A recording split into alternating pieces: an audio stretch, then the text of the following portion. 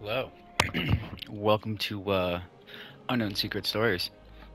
Since I already have a playlist running with the German army, which is much farther ahead, I think I'm gonna start just for the sake of the video I'm about to play as the Allied forces.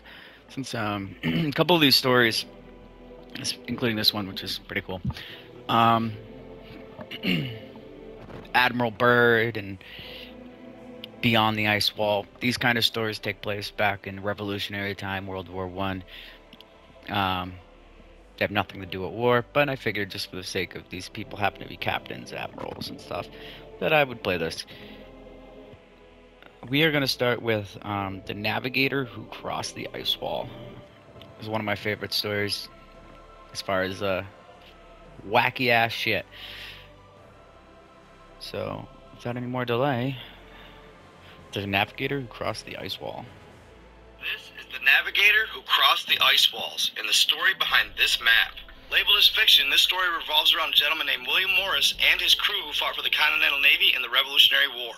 It was a crew of 6 men on their vessel, but the only characters they talk about are Mr. Morris and a gentleman named Captain Butler, the captain of the ship throughout the war. Towards the end of the conflict, William Morris explains that one night, while on whiskey, the gentleman started telling naval stories. He had been disregarding the rest of the crew's stories until Captain Butler chimed in, and he talks about lands beyond the Arctic Circle. Throughout his military career as a naval captain, he had heard from the highest of high-ups that there was actually a passage through Antarctica to get to these lands, and that it's possible that these lands may even be inhabited by civilizations. Well, once he started talking about... Let me explain this map too. So the map being shown is, if you can imagine a flat Earth where like the Earth, everything that you know is in the center, and then Antarctica is on the outside wall. That's kind of like what we're looking at. About this, Mr. Morris was captivated, and he couldn't stop thinking about it for the rest of the war. So he talks to the crew and the captain to see if they're on board, and after the war, he buys a naval sailing vessel. The crew decided that after the war, they were going to seek out these lands beyond the ice wall and find the passage that led to them. When they initially made the decision, they had no idea what they were in for. Before they left, something strange took place. It was November 12th, Captain Butler disappeared, and then a gentleman showed up and warned Mr. Morris not to take the trip. Morris was told that it wasn't in his best interest to take the trip because a certain organization didn't approve of it. So he met with the rest of the crew. Nobody knew where Captain Butler was, and they figured without his guidance, they shouldn't take the trip. Then November 14th, the day they were supposed to leave, rolls around, and Butler comes smashing through Morris's door with a bunch of maps and said, "Let's go." Butler explains he had to disappear because they knew he had the maps, and they knew he knew how to get to the outer lands. So Morris and Butler gather the rest of the crew, and they depart, leaving Charleston Harbor.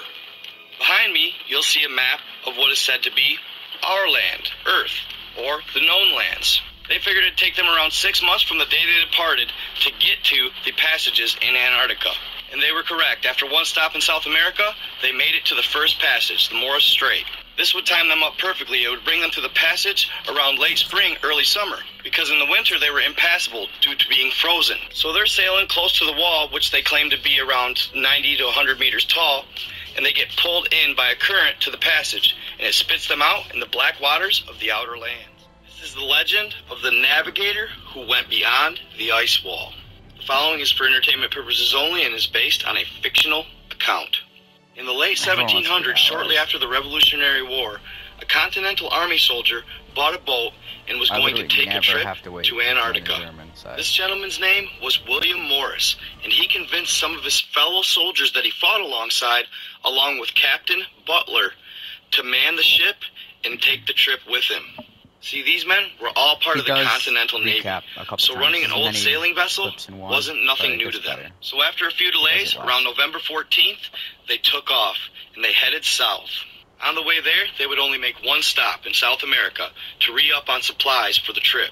The waters were cold and frigid and a little rough along the way, but eventually, they made it to the ice wall. By the way, this guy is Night God 33. I'm going to be talking and showing lots of different people, but this I'm also going to credit the people as well. According to the account, it was much more than just wanting to see Antarctica that brought them down there. Their real mission was to go beyond the wall and see the 33 alleged continents. As they sailed along the wall, they couldn't believe the actual size of it. It was much bigger than they ever imagined. The only one that didn't seem surprised is Captain Butler. It was almost as if he had been there before. It was now late spring, early summer, and some of the ice caps had already started to melt.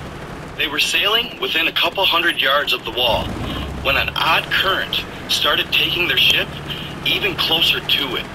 As they approached, the crew got more and more anxious. They began to wonder if they were going to collide with this massive structure. In some places, they claimed it was as tall as 200 meters. So as they sailed to the west along the wall, everybody was on pins and needles, except for Captain Butler. His confidence could not be shaken, and it actually calmed the crew to an extent. They continued on, and the current was pulling them ever closer to the wall, when suddenly they reached an opening in the structure. It was at that moment when the current picked up and pretty much took complete control of the boat. At that point, they were at the water's will. This current eventually ripped them into the channel, straightened them out, and sent them on their way. They made it. This alleged passage is known as the Summer Gates, and they only open in the summer, when the ice melts. Back in those days, it was very odd for somebody to actually know about the Summer Gates. But because of Captain Butler stumbling upon some ancient maps, they were able to discover them. The crew was hooting and hollering in triumph as they passed through the channel and into the black waters beyond the ice wall, too. The water was like nothing the men had ever seen before. They were so deep, they were black. After successfully navigating one of the Summer Gates, Captain Butler was getting ready to have a word with the men, when one of the sailors quickly descended from the crow's nest, yelling, "They're coming towards us! It's something gigantic!" As the crew redirects their attention towards the horizon, his feet hit the deck with a thud. The crew immediately notices a massive ship, and it's closing in fast. A craft with the likes of which nothing the crew had ever seen. It was made from a material they didn't recognize, and it was black as night. Their hearts pounded with fear as the unknown approached. But all the owner of the ship, William Morris, could think about was that their trip was going to be ended abruptly. We made it this far only to get cut short, he thought. Think of aircraft But then carrier. Captain Butler reassured them that everything would be all right. Just stay calm. A sense of relief swept over Mr. Morris, but he was still fearful of what was to come. At this point, the ship was just a couple hundred yards out, when suddenly a sound like nothing they've ever heard. It pierced the airwaves, almost bringing the men to their knees. Luckily, just moments later, the sound stopped. That's when a loud voice with a perfect English accent emitted from some kind of horn. "Dear gentlemen from the walled lands, some of our men are coming down to approach your boat. Please remain calm, as we will do you no harm." The message sent a chill down the crew's spine, unsure as to whether or not they were going to attack. At this point, they knew there was no escape.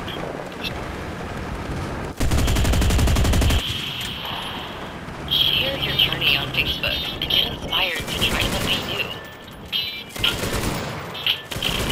Maybe you're looking to make a difference in your community. Or searching for motivation to start a new project. When someone sees me over here, I'm so Join dead. groups to grow your network. Sorry about that. The ship was colossal. It looked as though it was something from the future. Again, Butler reassured the crew, acknowledging that he was aware something like this may take place. 3 men appeared to be making their way off the ship onto theirs. These men were in uniform, and they had emblems on those uniforms. Emblems they had never seen. Morris notices a large flag flying at the top of their ship. It was blue with a white circle in the middle. After helping the men up, each of them shook hands, and one of the men introduced himself as the captain. It's been a long time since we've seen someone from the lands in these waters. What are you boys doing this way? Butler spoke out and claimed that they were sailing along the Arctic when a current brought us through the ice wall, and they figured they'd navigate it. As Morris was watching the conversation, he couldn't help but notice what seemed to be a certain camaraderie between Butler and their captain. Their captain looked back at the other two as if impressed with the feat. Well, sorry about our approach. It's protocol right now. Usually, we're much more welcoming to visitors. We don't know what happened to the last people that crossed the ice wall, but that doesn't matter at this time. Here's a map. This will take you to the safe lands. This last sentence didn't resonate well with the crew. Safe lands? Well, does that mean there's unsafe lands, they asked? Well, the lands where you come from are quite unsafe now, aren't they? Replied one of the sailors. You men will be fine, he continued. Just follow the map we've given you. But before they parted ways, William Morris had a question that he couldn't help but ask. Where do you come from, sir? From the Ancestral Republic, sir, replied one of the men. We understand that all you boys have questions, but there will be time for that, he'd add. As the three men boarded their ship, they retreated immediately, heads on a swivel, as if they are looking for something. Unfortunately, the meeting left the men with more questions than answers, but Butler, as the assured captain he was, snapped them back to reality. Well, boys, full speed ahead to the Ancestral Republic. You all have to Let's squeeze go. in here? They had been sailing for a while when the crew asked the captain what he wanted to tell them before the visit. He sort of dodged the question and said everything will be answered when we get to the Ancestral Republic, where it's safe. Remember, fellas, there's people that don't want us in these waters. Had it been someone else that we ran into earlier, this wouldn't have been the same result. We're lucky we got past the ice wall, and now we're headed to safe lands. Once to the Republic, they'll tell us about the situation. It's something more complex than we know. Fellas, the adventure has only just begun. We're in a war zone. It's time to realize that. What do you mean a war zone? They asked. Across the ice walls in the Ancestral Republic. It was a clear, dark night, and the waters were still. Beautiful lights illuminated on the horizon. The men were in awe. Captain Butler couldn't help but notice their fascination as they approached the Ancestral Republic. They decided that they'd vacate the unknown waters immediately, per the warning they got just a few days prior. I want to heal them They guys. arrived at Yeah. the port of this modern city, waiting That's to what be we're- received as guests. They couldn't help but notice the serene silence and peace that the city emanated, even though all were awake and it was bustling. They stood there for just a couple minutes, when several agents dressed in the same uniforms the men that Warren them were wearing approached. Welcome to the Ancestral Republic, one of them said, as he shook hands with Captain Butler. We're glad to have you here. To be honest, we didn't think that they were telling the truth when they told us of your visit. The fact that you are here is seemingly impossible, but not impossible. It's been many, many years, but we've had visitors Whoa, of the that like guy. before. Butler introduced the crew, and William Morris is the owner of the boat. They were jostling with excitement. Thank you. It's an honor to come to these unknown lands, said Captain Morris. But before he could continue on, the men said, here, we need to take you to the Republic President. He wanted me to accompany you and Mr. Butler to see him, as your visit is unprecedented. A vehicle pulled up that they had never seen before. It was completely silent. They were amazed. There wasn't a street in the city that wasn't illuminated by beautiful gray lanterns, of which the electricity, they did not know the source. At first, the peace and quiet baffled them. I was They waiting for quickly it. realized there were no carriages or horses. The agent that accompanied them had a luminous device that depicted Needed a pictures rifle. and spoke a different language, which they did not know, in his hands. They approached a beautiful stone building. Inside, marble walls that were cold to the touch. A gentleman with a mustache came out to greet Mr. Morris. He shook Morris's hand very tightly and said his name was Fayal. You are Mr. Morris from the USA, yes? He replied, yes. Then, he proceeded to tell him, sorry about the times you came to visit, because they are not good ones. Mr. Morris, we are in an extreme situation. We usually watch this war from afar, but now it has came to our doorsteps. Morris nodded, pretending to understand everything. We must not fully understand yet, but what we are is part of the old humanity, before the last reboot. Morris didn't understand. How many humanities exist, or have existed, he asked. There were many humanities at different times, and many reboots.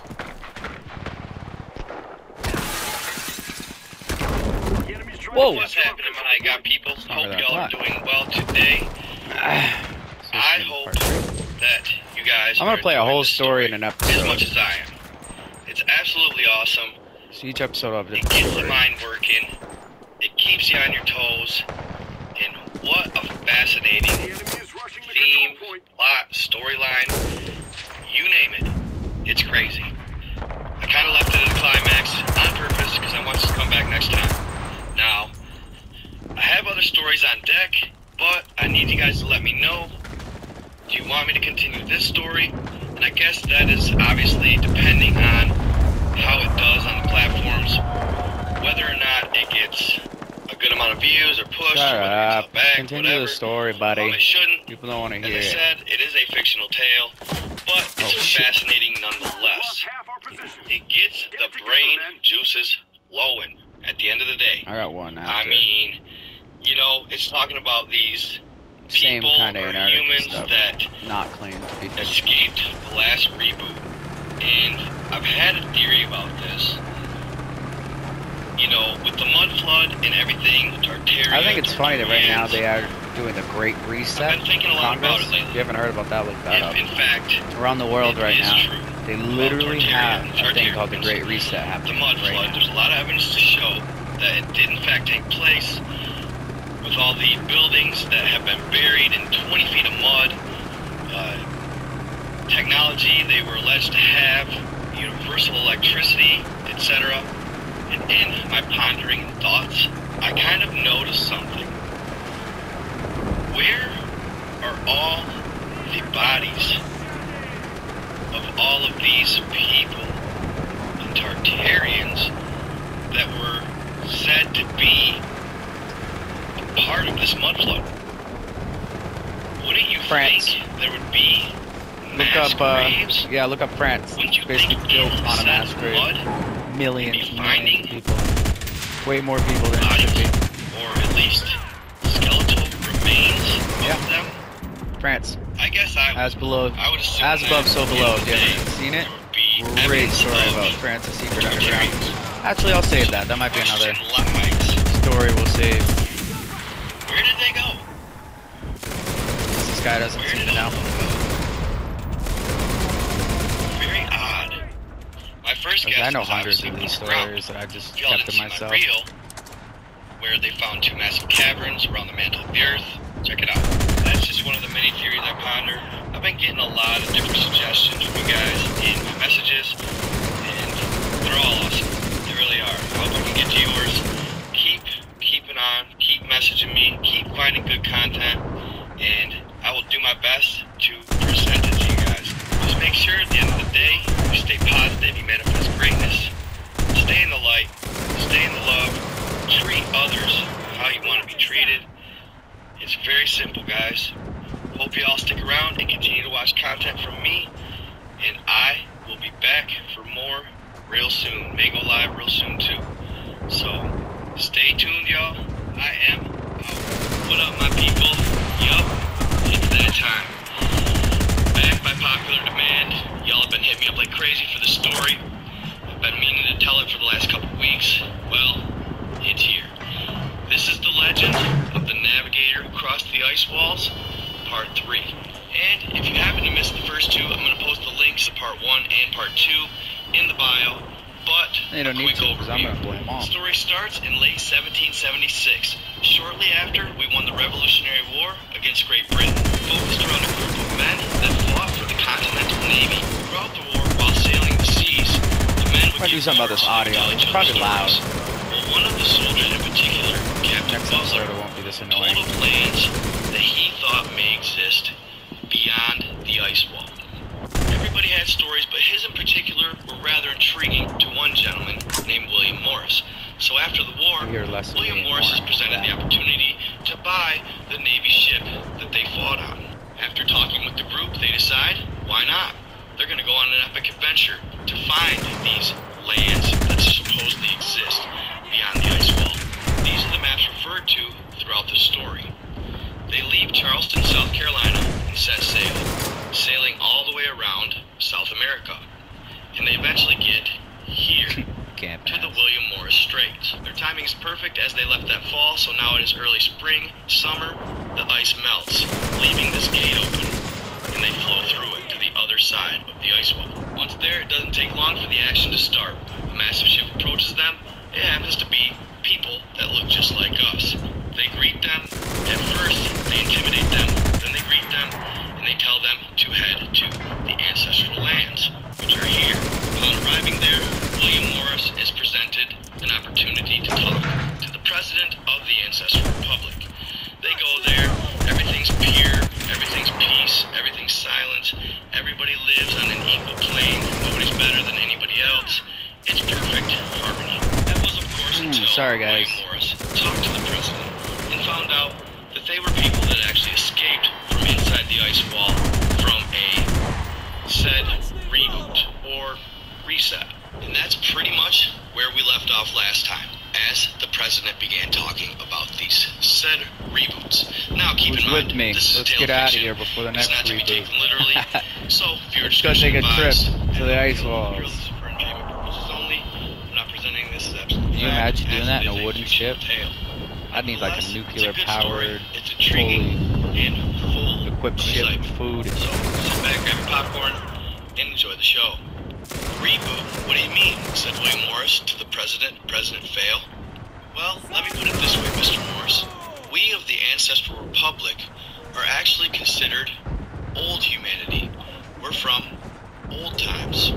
Mr. Morris just kind of stares in confusion, pretending to understand, but really, he doesn't have a clue what he's talking about. See, Mr. Morris, I really don't have enough time to thoroughly explain everything, so forgive me if I miss some points, but we're going to go over this quickly. As times are tense and extreme, a war that's usually watched from afar is actually now on our back doorstep. But let me put it plainly, we aren't from the last reboot process, as there has been thousands since ours. Alright, hold on. Please explain this reboot. And you're part of what? Ancient humanity? I'm lost. It doesn't make any sense. Mr. President, as much as I'd love to say that I'm keeping up with you and completely understand what you're talking about, the truth is, I don't. What's this ancient humanity, and how many humanities have there been? There's been many humanities at many different times, as well as many reboots and resets. These are set dates or predetermined times I think often I'm single-handed. as to when these resets will take place. The only reason it's done before these set times is under certain special circumstances. In other words, these are intentionally created. Okay, said Mr. Morris.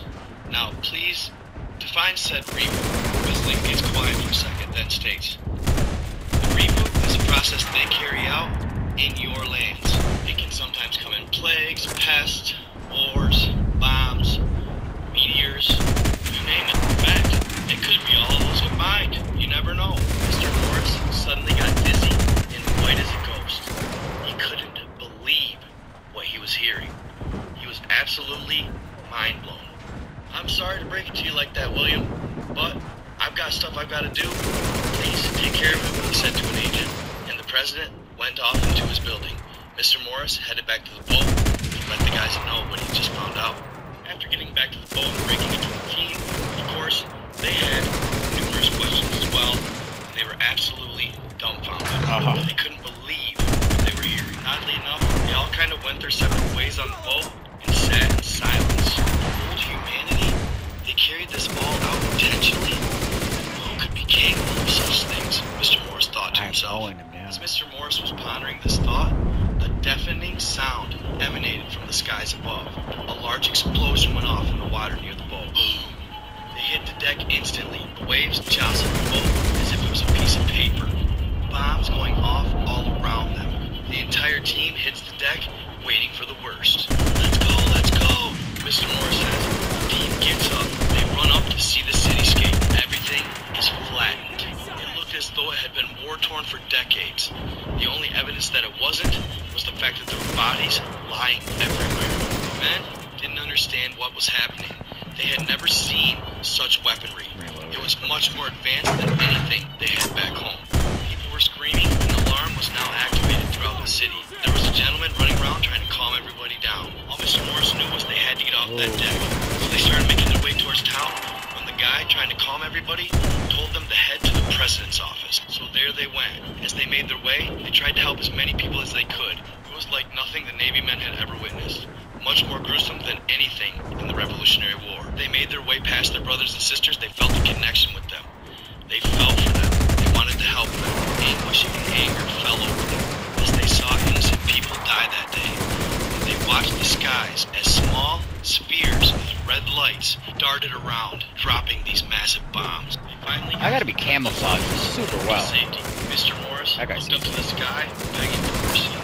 But it was a dark, reddish tone glanced at the sun, it didn't hurt his eyes. It was much lighter.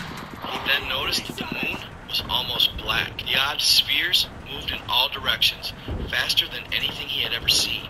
They were so fast it was almost as if they'd disappear for a second, then reappear. There was no order to their fighting. The president's building was full of wounded from corner to corner. Thousands died that day. William set out to look for Butler and the president. Morris wandered the entirety of the presidential building before he finally found Mad infantry Butler rounds. and the president. It was the first time that he had seen anguish on the Start president's using armor face. piercing rounds. This concerned him. Morris yelled out loud to Captain Butler. Butler salutes, and the president still has a look of anguish on his face. He walks up, salutes President Fowl, and offers his duty.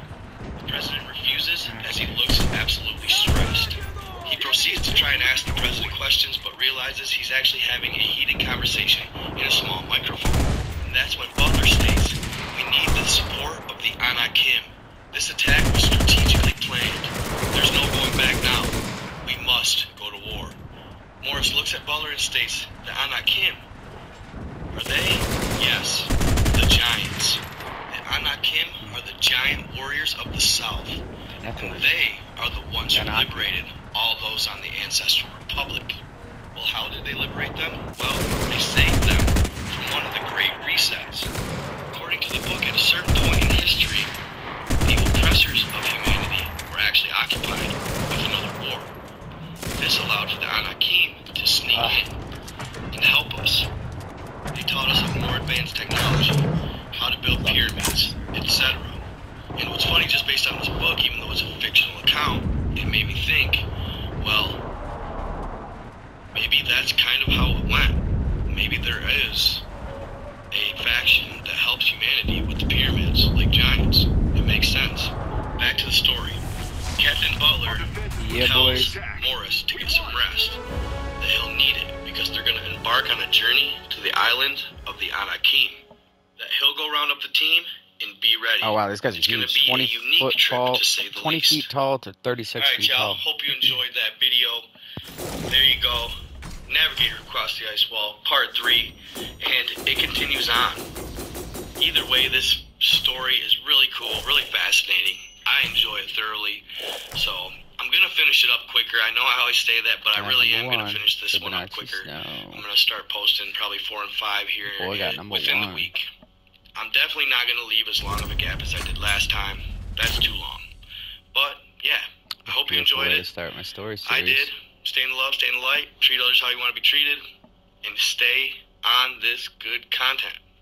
I'd also like to say thank you guys for supporting me, having my back. This is wild. I am growing at an exponential rate on Facebook, and it's all because of you. Last thing, the move's going good. I'm almost done. That's why you kind of see the gaps in my content. I still haven't got my office made up. I'm really close. But regardless, I can still post videos, so I did. And I figured I'd show you guys at the Navigator across the ice wall. On that note, I never gave a shout out. I gotta give a shout out for this. Thank you guys for just cracking 300,000 followers on Facebook. I'm at 320,000 followers on Facebook. You Okay, guys, buddy, come on. I still can't believe it. I'm mind blown. Jerk yourself off later. Not to be taken literally. Sorry. What if I told you, in this story, this is our reality, and this is our universe? It's nothing to do with me doing of 178 very different bad worlds, since my reset. or realms, My great surrounded reset. by firmaments. And of those 178 worlds, all of them are surrounded by one massive firmament, known as the First Dome. In this Oh, scale, our okay, hold world on. is located here. I might have went too far. So this map here, imagine what I told you before, where our entire world and everything you knew was surrounded by an ice wall, right? Now imagine that was only 1% of the entire Earth. And there are hundreds, if not thousands, of these little circle worlds that are surrounded by ice. Some are surrounded by rock. Some are surrounded by man-made structures, metal. But there's these circles. So it's like almost like a giant piece of Swiss cheese, right? And one of them tiny little circles is us, okay? So the whole world that this man is speaking of is inside of a disc slightly bigger than our little disc. But, I mean, there are thousands of discs. I actually might... Hold on. I'll screenshot this because maybe I'll make it a thumbnail. But, yeah. They call them the known lands. And these known lands, aka Earth, is surrounded by a massive ice wall. And outside that ice wall, there's 33 continents. This is the reality for humanity in this epic tale, known as the Navigator who crossed the ice walls. Have you seen this? It's insane. These AI bots are trading at speeds Don't that play no my human jam could talking ever about AI, brah. Legend of the Navigator who crossed the ice walls, Part 4. Quick overview. Group of Continental Army soldiers after the Revolutionary War sail around the tip of South America, all the way to Antarctica.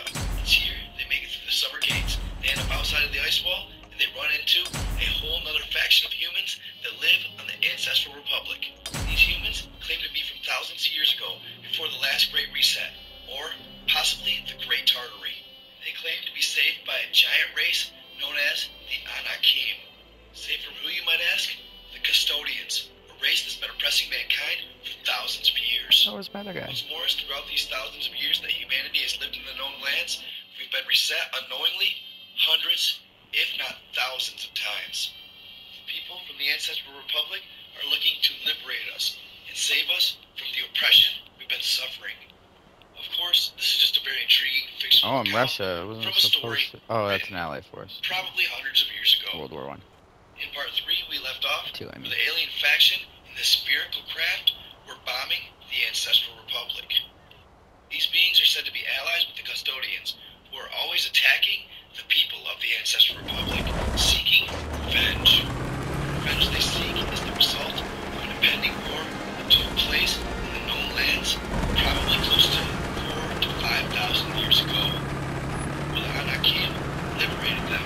They bred with them, and they created a race of hybrid beings that were more powerful than the world has ever seen. But that's for later in the story, so let me continue where we left I was gonna off. say, what are you doing, dude? Tell him that yet. This is for entertainment purposes only. This is a fictional tale. It's not to be I've heard this story literally from many different people. I've actually heard many videos about later this in story. that so many people on last night, but this episode took me longer. These are real people. These two people are talking about. It's very interesting. Relax, grab a popcorn, and enjoy the show. They did go missing. They survived. William, get up. It's time to wake. We gotta go. Mr. Morris jolts awake to the sound of Captain Butler's voice. He had literally just managed to grab some shut-eye after tossing and turning for quite some time. They're back, William. We gotta get out of here. Enemy tank over there. William was looking around. He was at the president's office. There was nobody to be found. Previously, there had been thousands of people living seeking shelter. Upon exiting the building with haste, William immediately ran into his own crew on the Revolutionary War. He was feeling a relief fell over him, and they embraced each other as they were experiencing this whole adventure together. So it built some sort of camaraderie between them. The embrace was short-lived. Before you know it, they all found themselves staring up at the sky at the orbs, and they were moving in for the attack. Morris and his crew were awestruck. Then all of a sudden, on the other side of the sky, another type of craft entered their view. There's the cavalry, said Butler, and that's when a large group of triangle-shaped craft that also seemed white or reflective moved in on the spheres. All of these craft began fighting in a style that Morris never deemed possible. It was almost as if they would disappear and reappear in an instant. They were moving so fast, it was like they were jumping through a hole in space-time. The triangle-shaped craft were much faster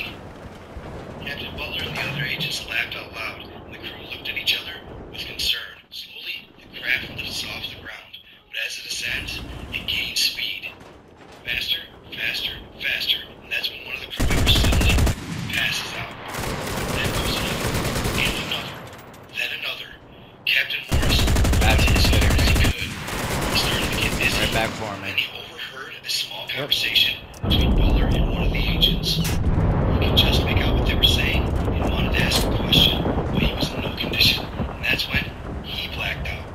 These episodes only lasted a few seconds. Oh, I hate this commercial. I don't want you on my freaking channel. But what was odd throughout the ascent, Mr. Morris had heard Captain Butler speaking to an agent about a certain poison. Even after he went out and woke up, he was too dizzy to really engage with him about the said poisoning, but he was listening nevertheless. Eventually, they got to their elevation, and things began to plane out. Man, they're getting closer and closer to hitting my It was tank. almost as if they followed a circle, track, or a one-way roadway in the sky to get to their destination. It also goes on. Ah, perfect. You can take my place. The colors, the absolute beauty of it all, reminded him of the Garden of Eden. Then he goes on to say that there actually No, is you lands go. known as the Go ahead so I can get back, dude. While he's observing the beauty of these lands beyond, he continuously listens to Captain Butler talk about this said poisoning, this said virus, if you will, that was given. But he didn't understand what he was talking about, so he eventually got enough courage to literally stand up You ever drive a tank away like I am? and his crew, and he walked right up to Just Captain shoot me in the Butler, engine, I'm done. more or less demanded that he tell him what he's talking about. Are you sure you're prepared for the answer of this? Said Captain Butler. Yes, I have to know. Captain Butler looks at his fellow agents and then looks back at William and begins the story. It starts many years ago when one of the greatest civilizations to inhabit the known lands had occurred. This civilization had an all-out war with the custodians. It was a gruesome battle. Many casualties, many sacrificed. At times, we thought that maybe, just maybe, we were going to win. The custodians formed an alliance, and this alliance was too powerful. They drove us out of the known lands. But not all of us made it out. Many were left behind. And in order to keep us suppressed and at bay, the custodians instilled something. A poison, or an altering of the DNA. They've recently attempted to crop it on our ancestral lands, but we regulate our skies too well. They don't stand a chance. But they are still dropping it on the Mechanic in lands. my tank. The virus starts with Get one in, driver. generation, and then they instill it into one or two generations after that one. Then it will be passed down genetically. The major and most important problem with that instance of humanity, that super advanced, powerful instance of humanity, was the fact that they had unrestricted age. Like Noah in the Bible, many of them lived 500 to 1,000 years. This wasn't ideal for the custodians and allowed for that civilization to become too powerful and too advanced to learn too much. Mr. Morris had a look of anguish on his face. Yes, Williams and Captain Butler, you have it instilled in you. This virus only allows you to age nearly half of what I age, 250 to 300 years. Your lives are cut short, only allowing for you to have flourishing years of maybe 20 to 40, where people are required to advance much, much quicker and establish themselves quicker than mine. You can see the anger in William's face and his crew's. I'm sorry to tell you this, William, but it's the truth. William came back with, is there anything we can do? What can we do about this? Well, we're working on it, said Captain Butler. We're working on it. William's crew settled down and kind of sat in silence for the rest of the trip. Yeah, by the way, we're already genetically altered to die younger. This is where Captain Butler's family lived. This is where they spend the next couple of Look days. at the Bible. How old is it? Well, there you have it. As always, for entertainment purposes only, this is a tale of fiction, but an intriguing one to say the least. Somebody thought really elaborately to instill and follow such an insane storyline. I absolutely love it. Keeps me entertained. I hope it keeps you guys entertained. The next round is going to tell about the Anakim and how apparently in the story humanity possibly teams up with the Anakim at a point in history.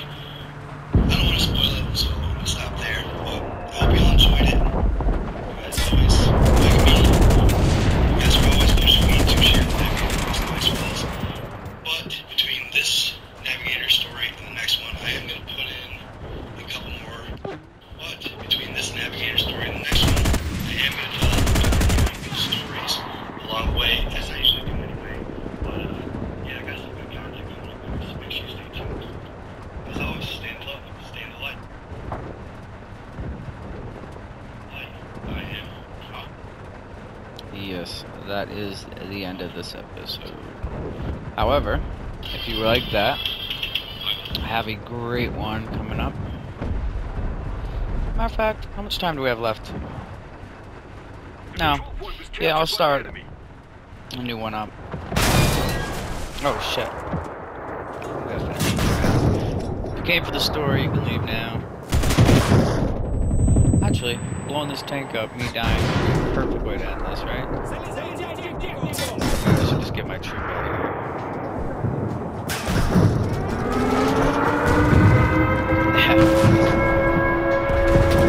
Where's my other guy? He died? Still in there?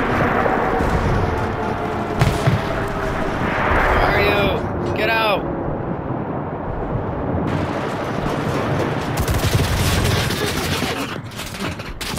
Oh. So it's just this man here. I'm gonna keep this episode going just till the end of this man's life. And then we're gonna start the story of Admiral Byrd, because we're on the topic of Antarctica and the hidden ice worlds and secret societies of alien people and blah blah blah blah blah blah blah. There is a great story, possibly non-fictional, of Admiral Byrd. So that's where we're gonna go with our next episode. Thank you. Like, comment, and subscribe.